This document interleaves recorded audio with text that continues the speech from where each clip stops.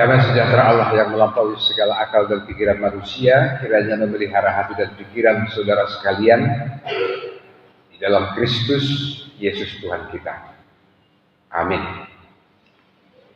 Selamat hari Minggu Amang Inang. Salam sejahtera bagi kita sekalian.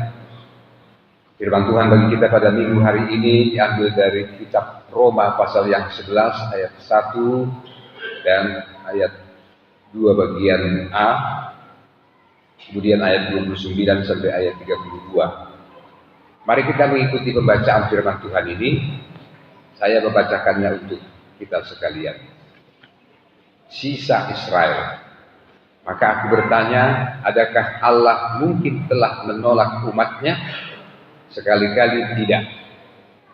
Karena aku sendiri pun orang Israel, dari keturunan Abraham, dari suku Benyamin.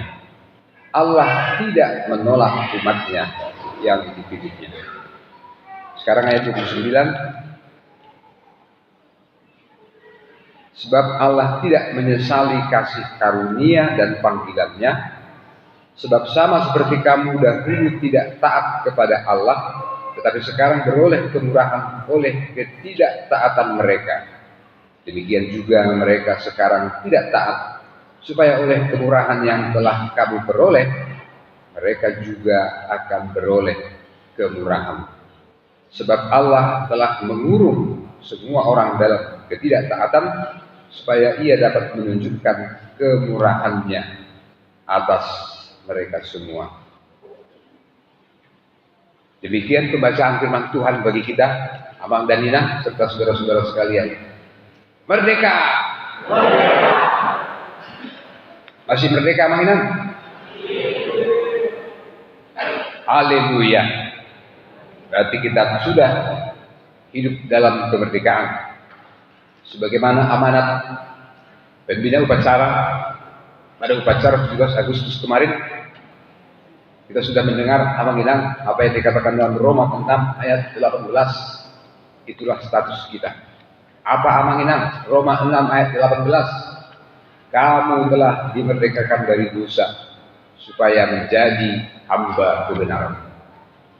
Itulah kemerdekaan kita. Karena enggak semua kemarin itu upacara saya lihat, saya ulangi sekali lagi. Kita bukan tidak bisa berbuat jahat. Kita bukan tidak mampu melakukan sesuatu yang sesuka-suka hati kita. Tapi bukan itu kita. Kita tidak mau. Bukan tidak bisa. Kan beda kan, tidak bisa sama tidak mampu. Bukan kita tidak bisa melakukan segala sesuatu. Tapi sebagai orang yang merdeka, kita tidak mau melakukan yang jahat. Amin namanya. Suka-suka kita pun bisanya. Tapi kita nggak mau.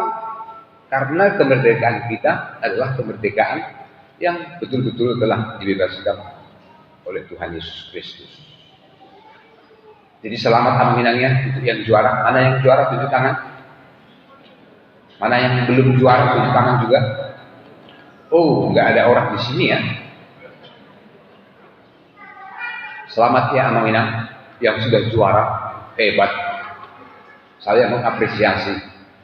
Berarti latihan dan kerja keras itu tidak sia-sia.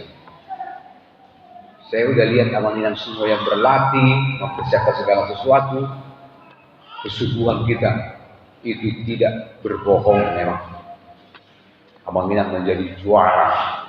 Ya, saya sudah lihat semua siapa kita Amang Inang dalam perayaan pesta rakyat kemarin tanggal 17.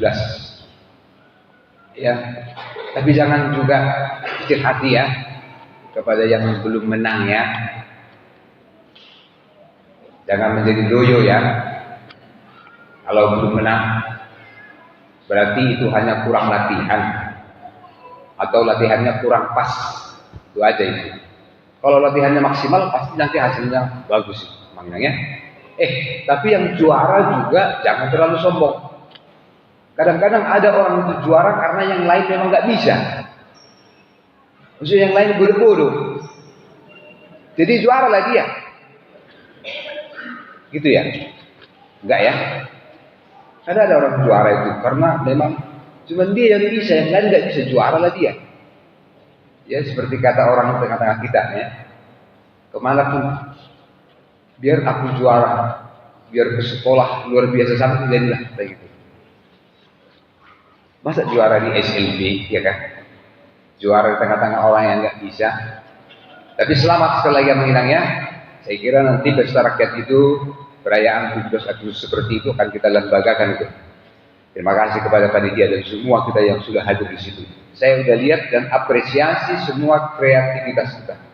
Saya lihat apanya itu rekamannya, luar biasa ya, kreatifnya ya. Ada bapak-bapak, ada ibu-ibu, ada anak-anak. Bapaknya juga belum tamat SMA, ya kan? Ibunya juga, anaknya sudah SD, ya, hebat juga ya. Yang pakai seragam, wah luar biasa mainan. Saya mengapresiasi semuanya. Kehadiran kita dan kebersamaan kita, mari kita ulangi lagi pada kesempatan berikutnya. Dan saya kira rasa syukur kita itu menginang, itulah yang kita ungkapkan melalui kebersamaan kita seterusnya. Perkembangan di gereja kita, rasa syukur kita karena kebersamaan kita di sini. Saya kira kita semua harus mengapresiasi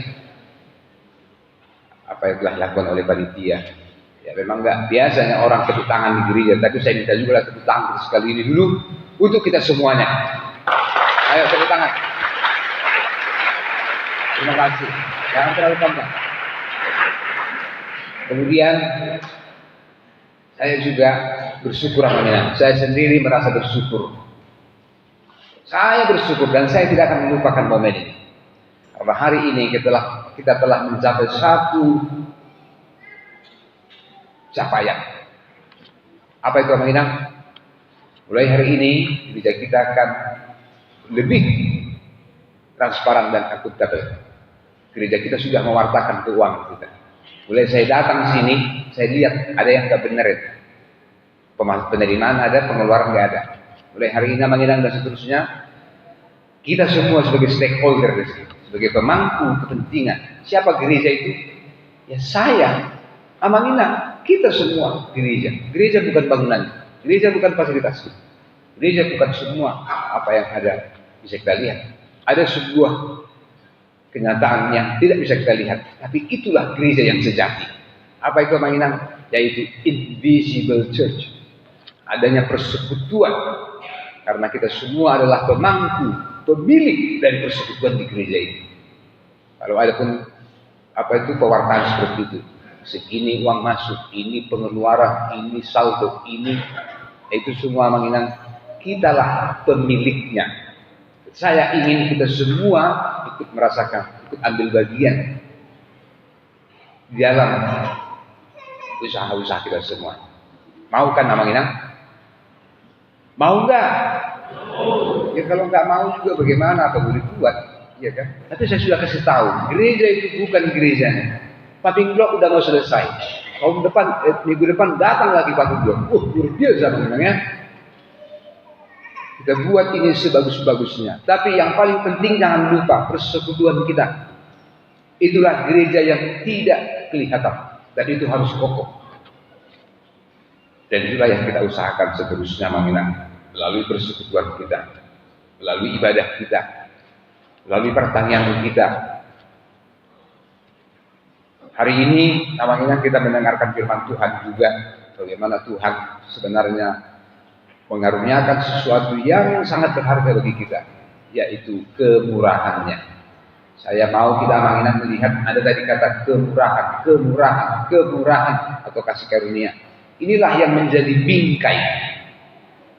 Membingkai kehidupan kita. Sebenarnya hidup kita ini dibatasi. Atau tadi bahasanya ayat 32 dikurung, mengurung, dibingkai. Hidup orang percaya itu sebenarnya dibingkai oleh kasih karunia atau kemurahan Tuhan Allah. Saya mau kita semua melihat hidup kita ini memang hanya oleh kasih karunia, bukan karena sesuatu yang telah menjadi jasa kita, bukan karena kita telah begitu hebat berjuang. Tetapi kita harus mensyukuri juga hidup kita ini sebenarnya adalah dibingkai oleh kasih karunia Tuhan. Makanya Bapak Gereja mengatakan sebenarnya kata Martin Luther, aku hidup dari kasih karunia kepada kasih karunia. Aku seperti menapaki anak tangga, dan setiap anak tangga yang kutapaki namanya adalah kasih karunia. Sian asiniroha, tu asiniroha, from grace to grace. Itulah sebenarnya hidup kita namanya. Dan ini yang dinyatakan oleh Rasul Paulus, sebagaimana yang kita tahu dalam pemberitaan dari kitab Roma ini. Amanginang jangan lupa, kitab Roma ini disebut sebagai kompendium. Apa kompendium? Kompendium adalah catatan yang begitu rinci dan begitu luas ya, tentang penjelasan penjelasan sesuatu. Jadi kalau sekarang ini Paulus mungkin studi doktor, inilah kira-kira disertasinya. Ini tesis dia waktu dia mau mendapat gelar doktorat. Di dalam kitab Roma inilah Amanginang, dia mencatat semua yang dia pergumulkan secara rinci, secara mendetail dan secara mendalam. Apa sebenarnya kasih karunia Tuhan? Apa sebenarnya pemberitaan Injil? Apa sebenarnya pengorbanan Tuhan Yesus Kristus? Apa itu dosa? Apa itu hukum Taurat? Terlebih, apa itu iman kita kepada Tuhan? Jadi kitab Roma Amanginang pasal 1 sampai ayat 11 ini, kita tahu semuanya ini adalah bagian yang penting saat Paulus sedang membicarakan yang namanya doktrin. Apa Amanginang? Koda. Koda itu ajaran-ajaran di tengah-tengah gereja. Kalau di sekolah inilah namanya teorinya. Baru nanti ayat pasal 12 sampai pasal yang terakhir, pasal 16, baru Paulus berbicara tentang hal yang lebih praktis. Jadi Amanginang bisa lihat, Roma itu 16 pasal. Pasal 1 sampai pasal 11 bicara tentang teori. Baru pasal 12 sampai pasal 16 dia bicara tentang praktek. Karena nggak mungkin orang mempraktekkan sesuatu tanpa teori yang jelas. Tetapi teori yang jelas, sejelas-jelasnya pun kalau nggak dipraktekkan nggak ada artinya. Nah sekarang kita melihat inilah penjelasan Paulus tentang bagaimana orang Kristen harus bertindak, berlaku, berpikir, menempatkan diri di dalam bingkai kasih karunia Tuhan Allah itu. Jadi nggak ada yang perlu disombongkan dalam kehidupan ini, karena semua kita pun hidup dari kasih karunia. Kasih karunia. Asiniroha tu asiniroha. Jadi Amanginang, inilah juga yang menjadi peringatan bagi kita semuanya.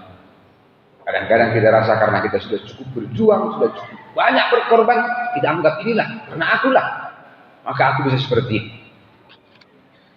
Tuhan tidak melarang kita untuk berusaha, dan memang kita harus berjuang untuk segala sesuatu. Tapi jangan lupa, Tuhanlah yang telah mengaruniakan kepada kita yang namanya kasih karunia, sehingga kita bisa, sehingga kita layak, sehingga kita ada seperti ini, Abang dan Nina, termasuk persekutuan kita, termasuk gereja kita. Paulus berbicara tentang bagaimana dia menghargai bahwa Tuhan Allah itu kasih karunia-Nya bukan hanya untuk kita, semua orang, kepada semua orang di seluruh dunia ini sampai kasih karunia. Itu makanya dalam ayat 1 dikatakan, janganlah kamu kira bahwa kepada orang Israel, umat yang dipilihnya lebih awal, lalu Allah melupakannya. Bukan. Tapi orang Israel juga nggak boleh sombong. Dulu kamu menjadi umat pilihan dan mendapat kasih kemurahan karena bangsa yang lain mereka hidup dalam ketidaktaatan. Tapi sekarang waktu orang-orang yang sudah menerima firman Tuhan, kembali mereka memberontak dan melakukan ketidaktaatan, kamulah yang mendapat kemurahan. Jadi ini Amanginang hanya bagaimana kita menempatkan diri kita di dalam kasih karunia Tuhan. Saya harap Amanginang semua mengerti bahwa memang kasih karunia Tuhan itu tidak terbatas dan tidak mungkin dibatasi oleh perasaan kita. Misalnya, dia bukan satu sektor kami, dia bukan satu suku kami, dia bukan seagama dengan kami, dia bukan satu hubungan dengan kami. Enggak ada itu. Tuhan itu memberikan matahari kepada orang yang baik dan kepada orang jahat. Dia menurunkan hujan kepada orang jujur dan kepada orang yang tidak jujur. Ya, Matius 5 ayat 45 itu. Jadi kasih karunia Tuhan itu bersifat universal. Yang paling penting bagaimana kita melihat kita dan menempatkan diri kita. Sama seperti Paulus mengatakan kepada bangsanya sekarang, aku juga orang Israel, aku keturunan Abraham, aku suku Benjamin. Apakah Allah telah membatalkan kasihnya kepada Yahudi karena dia telah mengasihi bangsa yang lain? Enggak. Justru karena kemurahannya kepada bangsa yang lain, dia tetap mengingat umatnya Israel. Amangina. Jadi, orang Israel atau bukan orang Israel, mereka sama-sama mendapat kemurahan Allah. Nah, ini bermakna bagi kita, Amangina. Sekarang ini dalam kehidupan kita sehari-hari, dalam perbauran kita di masyarakat, kita udah berbaur, bertetangga dengan yang bukan seagama, sesuku.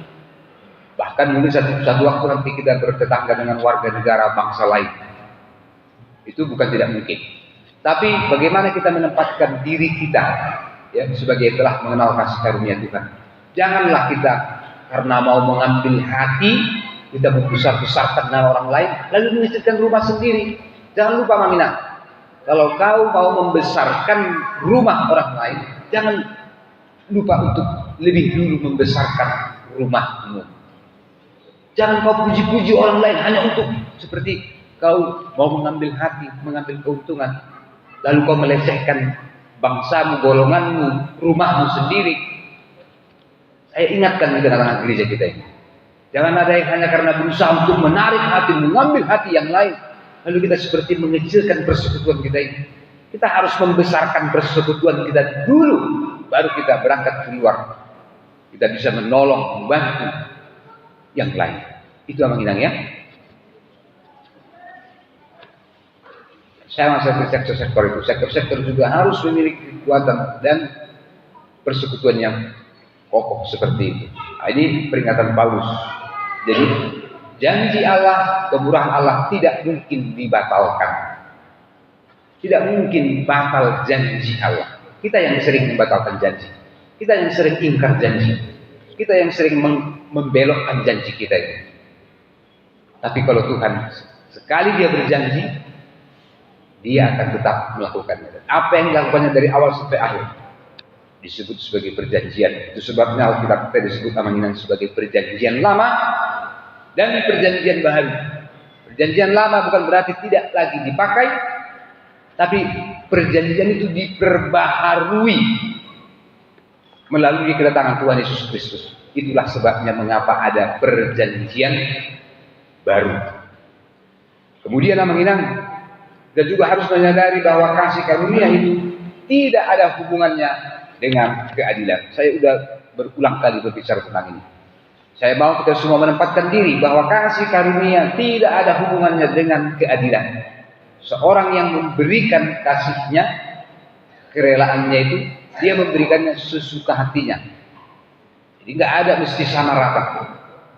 Sama seperti Allah, dia memberikan kasih karunia bukan berdasar keadilan, tapi berdasar kepada kerelaannya, kepada siapa dia mau memberikan.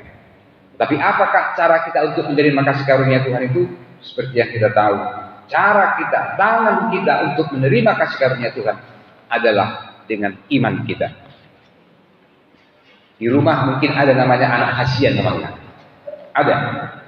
Ada guru hasian, ada murid hasian, ada warga jemaat hasian. Tadi sektor 4B itu bukan hasian, maksudnya itu mereka dilihat oleh panitia sebagai yang tersportif dan paling burju, boleh sedang dana satu dah bergurang, boleh sedang bergurang satu dah dana, isi sudah perlombaan di hutan, berusaha di hutan, kira-kira gitu ya. Tapi kalau kasih karunia Tuhan nggak ada hubungannya dengan keadilan. Kalaupun misalnya ada namanya anak hasian, pasti kita sebagai orang tua merasa bukan karena kita merasa melebih-lebihkan kasih kita kepada yang satu ini, tapi entah kenapa anak ini dia ini seperti punya pengertian, dia lebih mengerti apa yang kita katakan. Ya, mungkin guru nggak ada yang berpikir oma murid hasiah, tapi anak yang satu ini begitu sopan, begitu rajin, begitu baik, sehingga mungkin perhatian guru itu sadar atau tidak memang lebih banyak ke dia. Itu wajar. Jadi sekarang bagaimanakah kita menerima kasih karunia Tuhan? Sekali lagi itu tergantung kepada kerelaan Tuhan Allah memberikan kepada kita. Jadi jangan mengapian. Apa itu mengapian? Jangan merasa, aduh kenapa yang lain banyak, kenapa aku sedikit-sedikit, kenapa yang lain mencurahkan kepada aku menetes-netes berkat Tuhan itu. Tidak boleh gitu Abang Inang ya. Pernah dengar cerita ini Abang Inang? Saya ulang sekali lagi. Dulu ada seorang bapak, lalu dia suruh anak-anak membersihkan halamannya. Anak-anak kecil disuruh mencabut rumput, membersihkan batu-batu mungkin dan sampah-sampah di situ. Sesudah selesai, si bapak ini mengasih hadiah kepada anak-anak itu. Hadiahnya apa namanya? Hadiahnya adalah permen. Permen ditaruh dalam toples. Lalu si bapak bilang, anak-anak sekarang kau dapat hadiahmu, ambillah. Sebanyak apa yang bisa kau ambil dalam genggaman tanganmu itu, itulah hadiahmu. Anak-anak yang lain berebutan, mereka mengambil permen sebesar-besarnya, tapi sebesar-besarnya genggaman tangan anak kecil, ya memang mereka hanya mendapatkan 4 atau 5 mungkin. Yang lain berebutan, tapi ada satu anak, dia pikir, kalau tanganku nanti kubuat, aku cuma dapat segitu. Lalu dia bilang, kaulah yang ambil bapak, kaulah yang ambilkan untukku. Anak ini pintar ya. Jadi bapaknya itu disuruh mengambil itu dia. Bayangkan tangan orang dewasa lebih besar mengambil permen itu, sehingga dia mendapat bahkan 2 atau 3 kali lebih banyak dari teman-temannya itu kan. Nah, itu juga saya kira salah satu bijaksana. Bagaimana kita menempatkan diri kita mendapat kasih karunia Tuhan dalam pekerjaan kita, dalam persekutuan kita, ya. Jadi bukan mengandalkan kemampuan, kebisaan atau pengalaman kita, tapi biarkanlah ada tangan Tuhan yang bekerja untuk kita. Saya kira ini pesannya. Jadi kasih karunia Tuhan, kemurahannya sampai kepada semua bangsa. Tapi yang terpenting bagaimana kita menempatkan diri kita supaya kita juga menjadi orang yang setia dalam menerima kasih karunia Tuhan dan menjadi saluran berkat. Inilah firman Tuhan untuk kita sekalian Abang Inang. Biarlah kita dalam pekerjaan kita, usaha kita dan persekutuan kita menerima kasih karunia Tuhan, sungguh-sungguh melakukan pekerjaan kita dan menempatkan diri kita sebagai umat yang dikasihi Tuhan. Kiranya Tuhan memberkati kita sekalian. Amin. Mari kita berdoa.